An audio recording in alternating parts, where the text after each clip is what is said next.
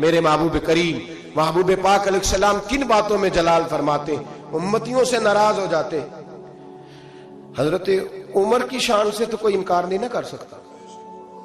میرے محبوب نے خود فرمایا ہے، فرمایا میرا عمر جس گلی سے گزرے شیطان راستہ ہی بدل جاتا ہے۔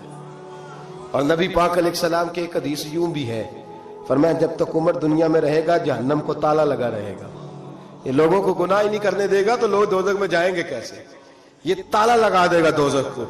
اتنا عظیم شخص جناب عمر کہتے ہیں مجھ سے بھی حضور ایک دن ناراض ہو گئے، غضب سے ان کے خدا بچائے، غضب سے ان کے خدا بچائے، جلال باری عتاب میں مجھ سے بھی ناراض ہو گئے، اور گرا جو نگاہ سے ان کی وہ سنبھل نہیں سکتا۔ حضرت عمر فرماتے ہیں کئی مہینوں حضور کے ان جملوں کی اس ناراضگی کی ٹیسیں میرے سینے میں اٹھتی رہیں، اور آج بھی جب خیال آتا ہے تو میں اللہ کی بارگاہ میں سجدے میں گر جاتا ہوں کہ اللہ وہ میری بڑی خطا تھی۔ سنو حضرت عمر فاروق رضی اللہ تعالیٰ عنہ سے لوگوں نے کہا عمر ہوا کیا؟ تو فرمانے لگے مجھے پتا چلا کہ تورات انجیل اور زبور بھی اللہ کی کتابیں ہیں، تو میں کہیں سے تورات اٹھا لایا اور مسجد نبوی میں نے بیٹھ کے پڑھنی شروع کر دی۔ فرمانے لگے مدینے کے محبوب تشریف لائے، حضور نے میری طرف دیکھا اور حضور تورات کو بھانپ گئے، دیکھ گئے کہ تورات ہے۔ نبی پاک نے فرمایا کیا پڑھ رہے ہو؟ عرض کی حضور تورات پڑھ رہا ہوں۔ تو فرماتے ہیں حضرت عمر یہ لفظ میرے منہ سے نکلے تو میں نے حضور کے چہرے کا رنگ بدلتے دیکھا، بس غضب سے ان کے خدا بچا، میں نے رنگ بدلتے دیکھا، چہرہ انور پہ جلال دیکھا، اور حضور نے فرمایا عمر جو دین میں نے تمہیں دیا ہے وہ مکمل نہیں، جو پیغام میں نے تم تک پہنچایا ہے وہ کامل نہیں، جو شریعت میں لے کے آیا وہ اکمل نہیں، ایک در پھڑیے ایک نو منیے ایک دئی ہو کے مریے۔ فرمایا وہ مکمل اور کامل نہیں، کامل نہیں۔ حضرت عمر کہتے ہیں یا رسول اللہ کیا ہوا؟ فرمایا تو تورات پڑھ رہا ہے۔ اور پھر حضور نے اگلے لفظ ادا فرمائے، فرمایا قسم مجھے اللہ کی عزت کی اگر آج موسیٰ حیات ظاہری میں ہوتے، سیدنا موسیٰ علیہ السلام اگر آج حیات ظاہری میں ہوتے تو فرمایا وہ میرا کلمہ پڑھ کے میری شریعت کی پیروی کرتے۔ تم تو رات پڑھ رہے ہو، تم لوگوں کے پیچھے جا رہے ہو۔ فرمایا میں اپنی محبت کے معاملے میں کسی کی شراکت پسند، آپ لفظوں پہ غور کریں نا، جب مشکات میں حضور آئے ہیں تو ایک صحابی کہہ رہے تھے حضرت موسیٰ کلیم اللہ ہے، دوسرے کہہ رہے تھے جناب عیسیٰ روح اللہ ہے، تیسرے کہہ رہے تھے ابراہیم خلیل اللہ ہے۔ حضور نے کیا فرمایا ذرا انداز دیکھیے نا، ایک نو منیے ایک در پھڑیے تے ایک دئی ہو کے مریے۔ محبت میں شراکت داری قابل قبول ہے، یہ کیسے ہو سکتا ہے میرے سامنے کو کسی اور کا نام لے جائے؟ یہ ممکن ہے؟ کوئی نہیں۔ میاں شیر محمد شرک پوری رحمت اللہ تعالیٰ علیہ ریاکاری پہ بات کر رہے تھے، دکھاوا نہ کرو، دکھاوا نہ کرو، کسی اور کو اللہ کی عبادت میں شامل نہ کرو۔ ان کا ایک بیلی کہنے لگا میاں صاحب سمجھ نہیں بھی لگ دی کہ رب کریم کو کیوں اتنا ناپسند ہے کوئی اور بھی دیکھ لے، کیوں اتنا ناپسند ہے؟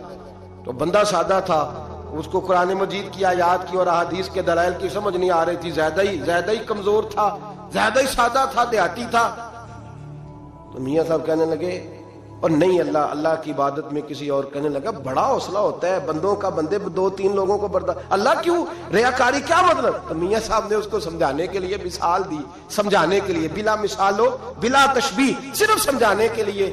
میاں صاحب فرمانے لگے آج گھر جانا اور اپنی بیوی سے کہنا تیرے سامنے کسی غیر کا نام لے۔ کہنے لگا حضور او دی میں زبان نہ کٹ دیاں گا، پھر رہنا سو میرے گھر ہی رہنا سو نہ لے کے۔ تو آپ فرمانے لگے تیرا تو حوصلہ ایک دوسرے بندے کا نام کا نہیں ہے، حالانکہ تو اس کا مالک تو نہیں، صرف اس کا خاوند ہے، اور اب تو تیرا مالک ہے، اللہ مالک ہے، اس کے سامنے تو شراکت داری کرے۔ میرے حبیب پاک علیہ السلام نے محبت میں شراکت داری کو پسند۔ ایک صحابی کہہ رہے ہیں حضرت ابراہیم خلیل اللہ، ایک کہہ رہے ہیں جناب عیسیٰ ذبیح اللہ، حضرت اسماعیل ذبیح اللہ، تیسرے کہہ رہے ہیں موسیٰ کلیم اللہ، چوتھے کہہ رہے ہیں حضرت عیسیٰ۔ حضور آئے فرمایا کیا کہہ رہے ہو؟ الا و انا حبیب اللہ۔ وہ سارے اپنی اپنی شانوں والے ہیں، تم میری طرف دیکھو، مجھے اللہ نے اپنا محبوب بنایا ہے، میں اللہ کا محبوب ہوں، تم دائیں بائیں کیوں دیکھتے ہو؟ میری طرف دیکھو۔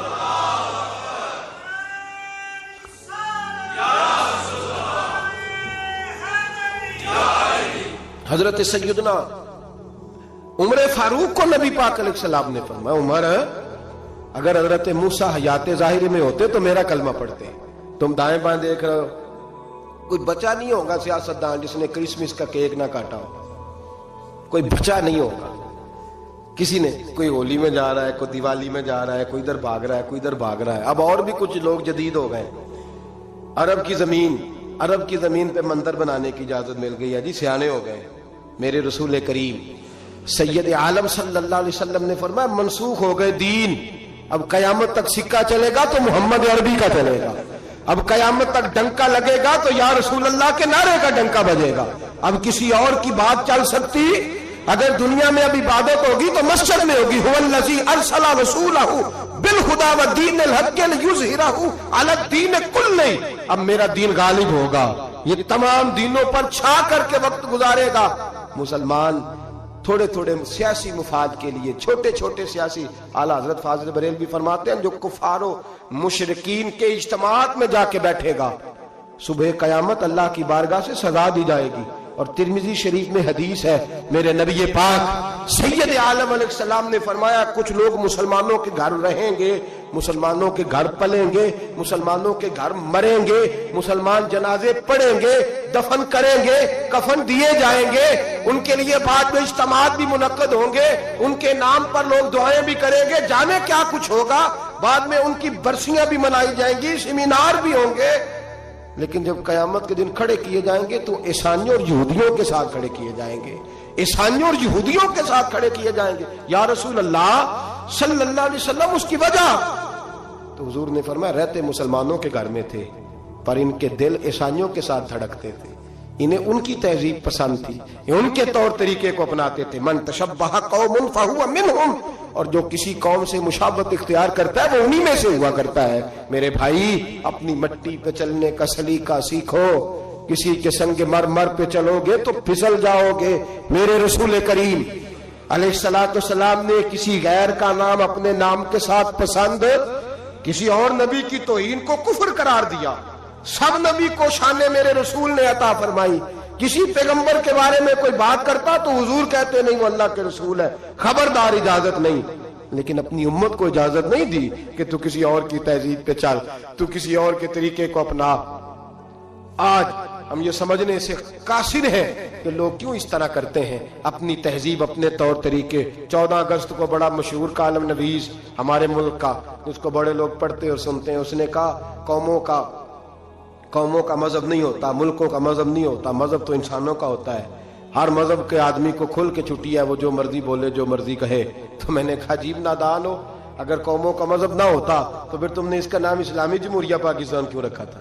تو اسلامی جمہوریہ پاکستان ہے تو اس کا کوئی مذہب تھا تو 7 لفظ اسلام آیا نا. میرے نبی پاک علیہ السلام نے ملک کا مذہب رکھا تو فرمایا کہ یہ حدود حرم ہے, اس کے اندر کافر یہودی عیسائی سکھ کو داخلے کی اجازت ہے. نبی پاک سے زیادہ غیروں کا خیال رکھنے والا کون تھا؟ لیکن حضور علیہ السلام نے ان کی تہذیب کو, ان کے تمدن کو, ان کے طریقوں کو, ان کے طرز حیات کو مسلمانوں کا اپنانا پسند نہیں فرمایا. نبی پاک علیہ السلام جلال فرماتے تھے, حضور ناراض ہوتے تھے اگر کوئی شخص.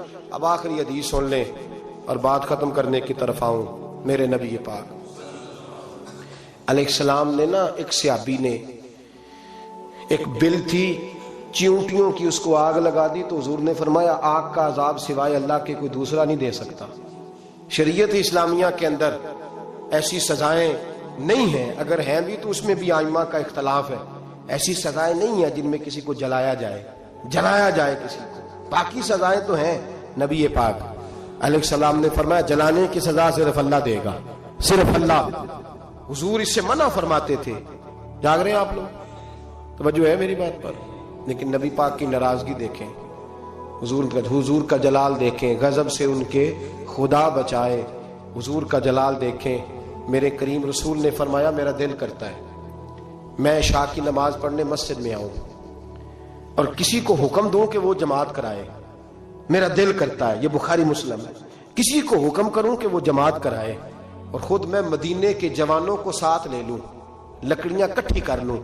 اور فرمایا جو لوگ عشاء کی نماز پڑھنے نہیں آتے میرا دل کرتا ہے ان کے گھروں کو آگ لگا دوں, جل جائیں, وہ برباد ہو. اتنی ناراضگی. حضرت ابو ہریرہ یہ حدیث سنایا کرتے تھے تو رویا کرتے تھے, فرماتے تھے اتنا سخت حکم. حضور نے فرمایا میرا دل چاہتا ہے میں جلا دوں وہ گھر, تباہ ہو جائیں, جل جائیں وہ لوگ, اجڑ جائے وہ گھر جس گھر کے بسنے والے عشاء کی نماز پڑھنے مسجد میں جلا دوں. تو کیسے کہتا ہے میرے گھر میں برکت آ جائے گی اور میں نماز نہ پڑھوں؟ تو کیسے کہتا ہے سکون آ جائے گا اور میں نماز پڑھنے نہ جاؤں؟ جس سے رسول پاک ہی ناراض ہے، جس سے نبی پاک ہی ناراض ہے، اور حضور فرماتے ہیں فلاں گھر برباد ہو جائے، تو اب کیسے ہو سکتا ہے؟ خدا نے ان کی زبان کو وہ اختیار دیا، جو نکلی منہ سے ان کے وہ بات ہو کے رہی. میرے حبیب پاک سید عالم علیہ السلام نے فرمایا دل چاہتا ہے جلا دوں، اگر مجھے عورتوں کا خیال نہ ہوتا، اگر مجھے بچوں کا خیال نہ ہوتا تو میں جلا ڈالتا وہ گھر. جو گھر کے رہنے والے کلمہ تو پڑھتے ہیں پر مسجد میں نماز پڑھنے کتنے ہم لوگ مزے کے ساتھ ڈھٹائی کے ساتھ. اب تو سیانے بندے ہو گئے ہیں، کہتے ہیں